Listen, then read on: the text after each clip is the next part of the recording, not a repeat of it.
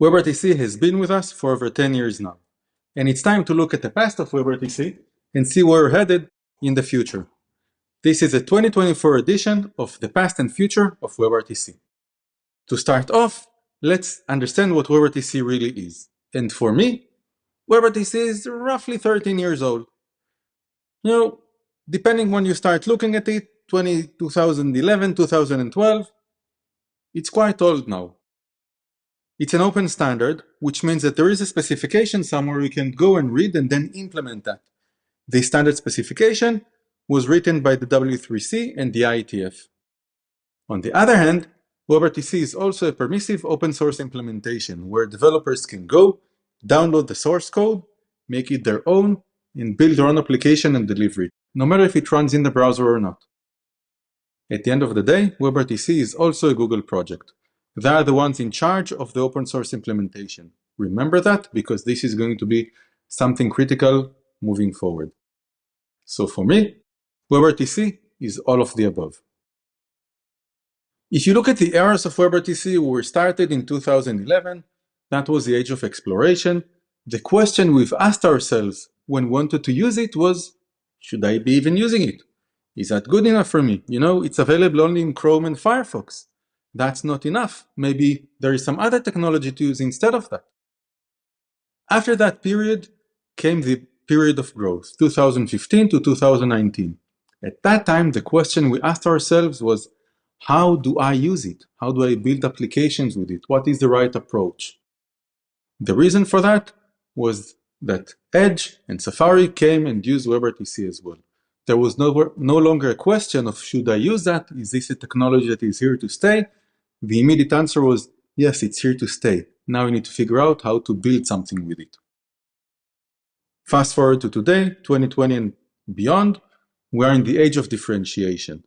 The question we ask ourselves is, how do I compete with all of the other companies that are building voice and video applications? The thing that marks this differentiation era are, first of all, version 1.0 of WebRTC. We finally have a specification that is standardized. Before that, it was a draft. We've seen Zoom rise through the pandemic, and we've seen billions of people indoctrinated of how to use video conferencing. And today, we also have AI, generative AI, and LLMs, all the technologies of machine learning. How does WebRTC fit into all of these? The age of differentiation. If you try and look at WebRTC from the prism of usage, you can look at the Chrome statistics of the calls to, let's say, get user media, one of the APIs that are marking the use of WebRTC, me opening up access to the camera or the microphone. And you see the increase in the number of pages that open in Chrome that use get user media. So throughout the pandemic, 2020, 2021, 2022, you see this huge peak in use and rise of WebRTC. Almost a 4-time growth throughout this time that was kept even after the pandemic. And the question to ask is this going to stay with us after the pandemic and beyond 2024? Okay, are we going to stay with the same level, go high, or go lower than that? My name is Tsahi Levent-Levi of blog Geek.me. If you ask me what I am, I'm a developer by heart. I've been developing since the age of 13. I haven't written a line of code probably in the last 10 years or so, but I still identify as a developer.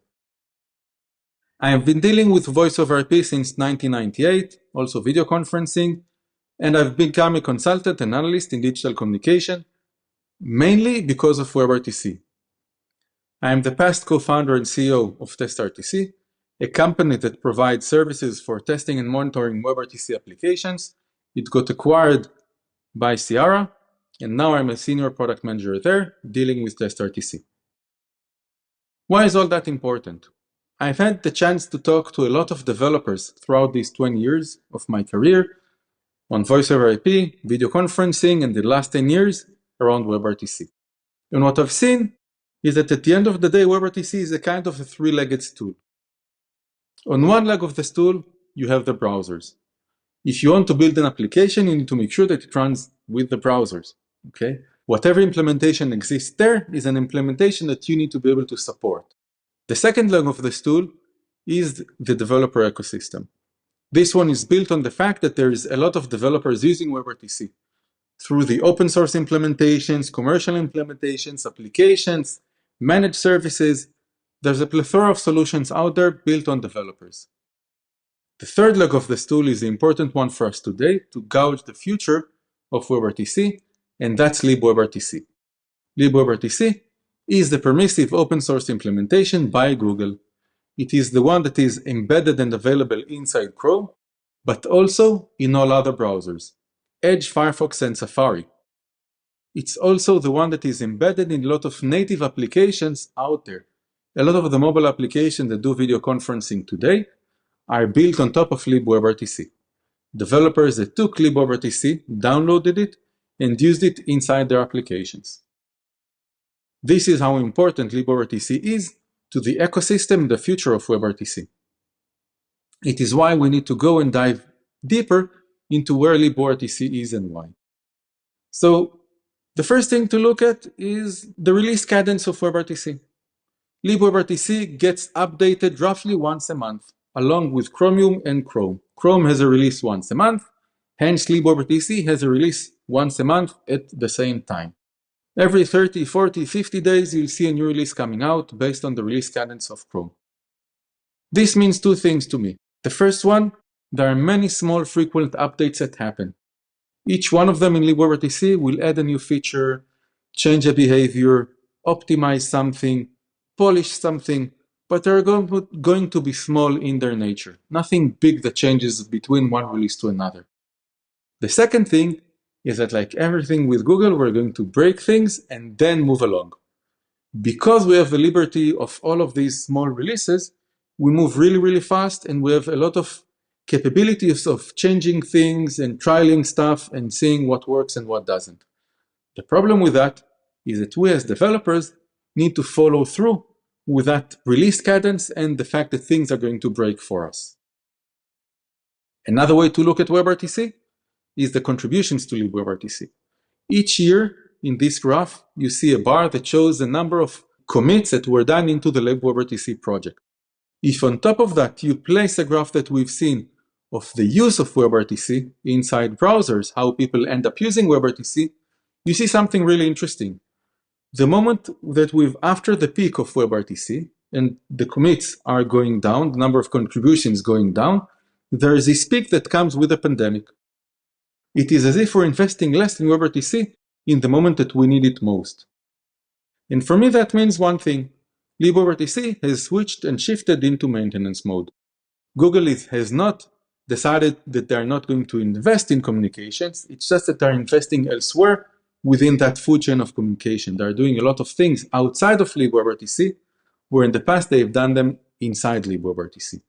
They are themselves in the age of differentiation, trying to differentiate their products from others using WebRTC. The second thing to note here is the different colors. Each bar has two colors to it. The green one is the Google employees that have committed to libWebRTC.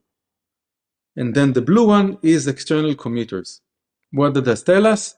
That libWebRTC is Google owned. There are not many external contributors to libWebRTC. At the end of the day, it is an open source project, but it is owned, maintained, managed, and its future is based on whatever Google decides. This brings immediately two insights. The first one, if you're a developer, you need to be as close as possible to Google's own plans and requirements. Okay, whatever Google is doing, the closer you are to that, the easier your life is going to be.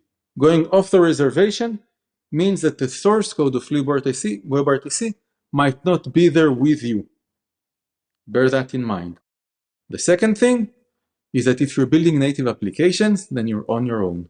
The whole build system for libWebRTC, the whole implementation, the decisions that were done, the configuration that goes into the native applications is something that Google is investing a lot less in than they are doing for the browser.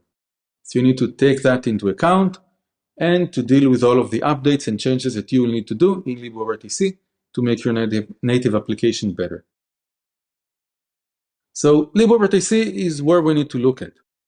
And libWebRTC itself has three focus areas if you look at the last year and what is being done today by Google within the source code. These areas are externalize, collaborate, and optimize. We're going to look at all three of them and understand where we're headed with WebRTC. The first one is externalize. We talked about the age of differentiation, and now it comes through the great unbundling of WebRTC, something that Google hinted in 2019 and we now see happening full throttle. These are technologies like WebAssembly, insertable streams, web codecs, and web transport that are changing the way people use WebRTC or decide to use something else. To understand how these work, let's start by looking at the processing pipeline that happens inside WebRTC. We've got a camera and a microphone. We want to actually communicate with someone else. So I need to take the data from the camera and microphone, capture that, then encode it. Encoding means taking the raw data, compressing it before sending it.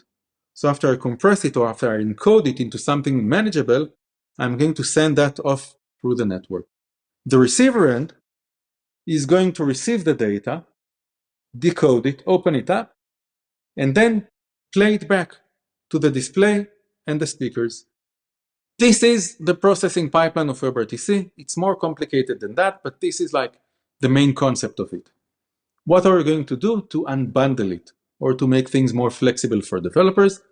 The first one is an introduction of a feature called insertable streams. What we're going to do is we're going to let developers go and put their own code in JavaScript in the browser between the encoder and the sender and between the receiver and the decoder. We're going to let developers add encryption, add markers, add metadata before this is being sent over the network.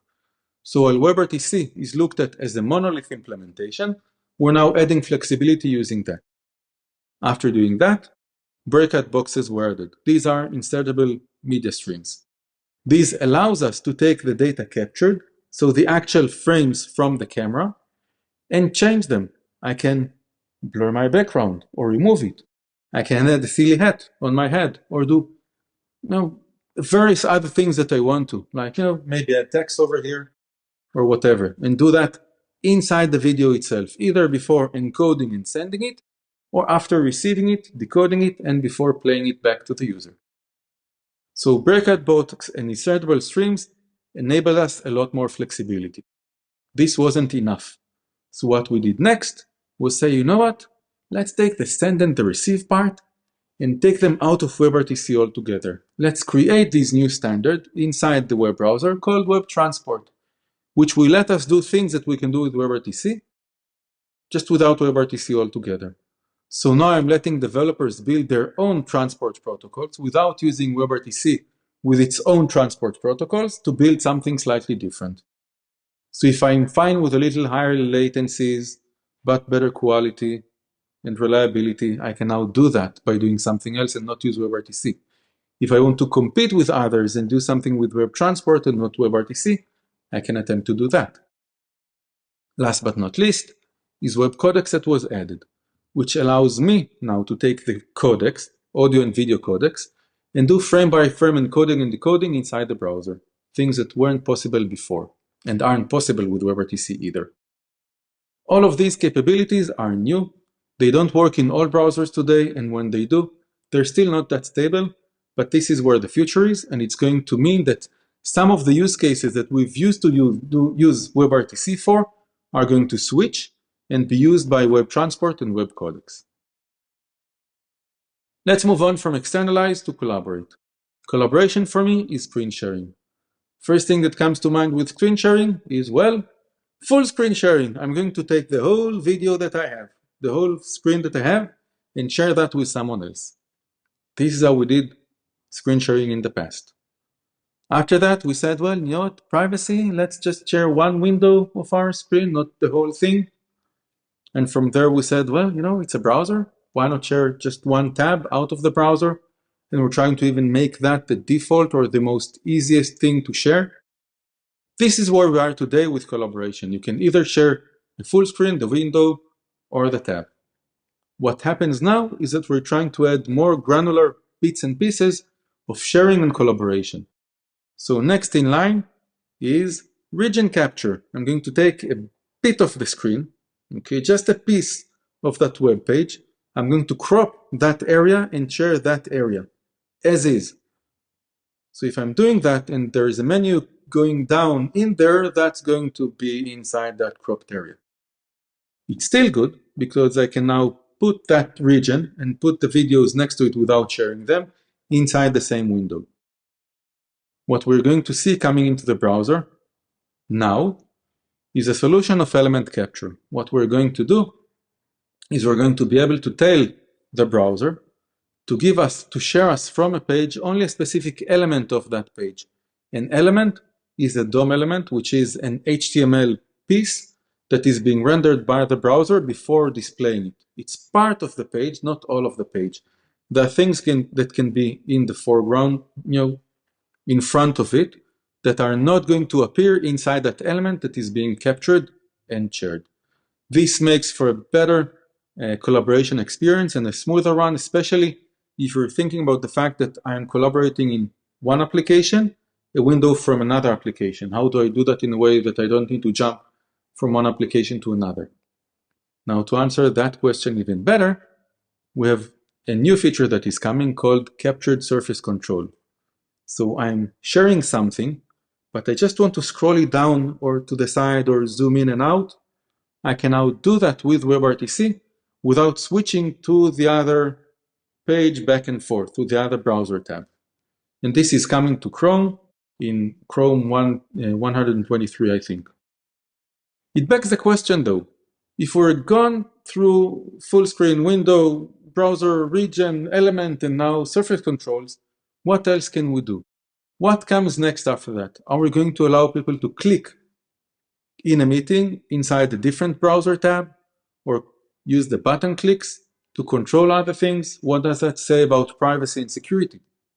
These are questions that are not answered yet, and it will be interesting to see where this is headed. That was collaborate. Last but not least is optimize. For me, optimize is two things. The first one is house cleaning. We have technical debt we need to deal with. We want to optimize the code, make it faster, better, easier to debug and to maintain. These are things that we're going to do anyway. And these happen in WebRTC and libWebRTC all the time. The other thing is the more interesting ones. And this is the fact that we start seeing new codecs coming into WebRTC, new ways to compress and to encode the data that we have for audio and video. This comes in the form of two codecs, AV1 for video and Lyra for voice. Let's start with AV1. If you want to think about AV1, for me, this is how I look at it.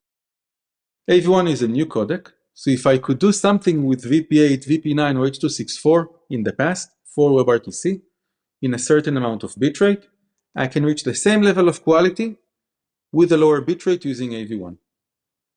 Okay, so I can save on bitrate and gain the same quality.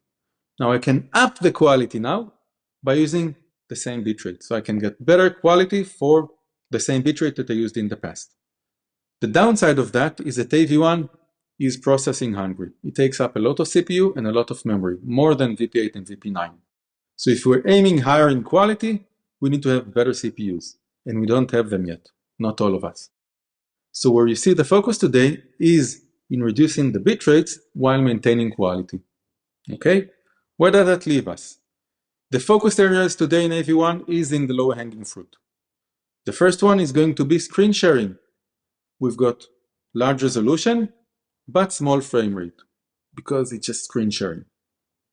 And interestingly enough, within AV1, text looks a lot better than it does with other codecs. So using lower bit rates makes sense here while maintaining higher quality.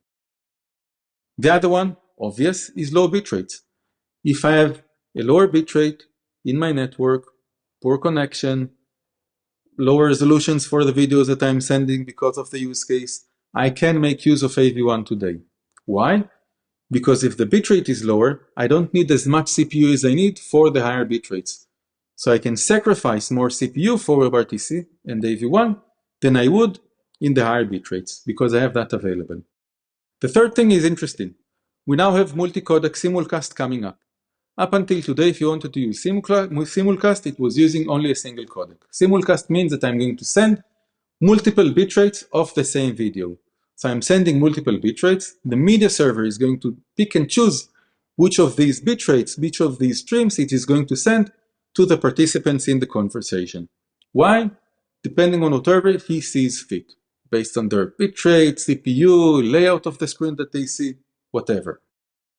Multi-codec simulcast means that now I can take the lower bitrate stream, use that with AV1, and the higher bitrate streams, and use with them VP8 or VP9. So I can make use of AV1 within large conferences to get higher quality for the lowest bitrate available, which is interesting. The last one was hardware acceleration. We're simply sitting and waiting to see what happens with hardware acceleration. Other than AV1, we have Lyra. Lyra comes to do voice. It is an AI-based codec, which means very low bitrate, and doing very good job in trying to understand what people were saying and predicting that. This is the AI part of the Lyra codec. The interesting piece, though, is that Lyra is an external codec to WebRTC. It's not part of the WebRTC source code. What happens today is that we have a WebAssembly implementation of Lyra available, and people have taken that implementation and wired it into WebRTC using web audio, insertable streams, or web audio and data channels. Unlike other codecs, Lyra also have competitors. There is Microsoft Satin, Cisco has their own codec, Dolby has their own codec. These codecs can be stitched in the same way through WebAssembly in order to support these solutions in WebRTC. And what happens next is the big question. Are we going to see Lyra squeeze into libWebRTC as another codec implemented? Is it going to be added as part of the Opus codec? Opus includes already two codecs, so a third one, it's not that hard. Or are we going to see it stay externally and people, developers using it externally to WebRTC and stitching it into their application? This is a part of differentiation through unbundling. So we've talked about libWebRTC. We've seen how important it is to us and what the future holds for libWebRTC. And the question that remains is, how is this going to change the use of WebRTC by our users? Is it going to go up, go down, or stay roughly the same at 4 times the use? And we see these competing roles or competing ways of this happening. We've got web transport and web codecs that are unbundling WebRTC, and are taking away some of the use cases from WebRTC, allowing us and developers to implement it using other means, which means we're going to see a reduction in the use of WebRTC. But we also see technologies like insertable streams and WebAssembly that allows us to do more with WebRTC, to increase our flexibility and to increase the level of user experience at the end of the day, which again will entice developers and then users to use WebRTC, which means that we're going to see it growing. My hunch is that we're going to be at roughly the same way for this year as well, at 4 times what we've seen before the pandemic, and that means that the competition is here to stay, and you need to differentiate your applications from others in order to win. Thank you for being with me.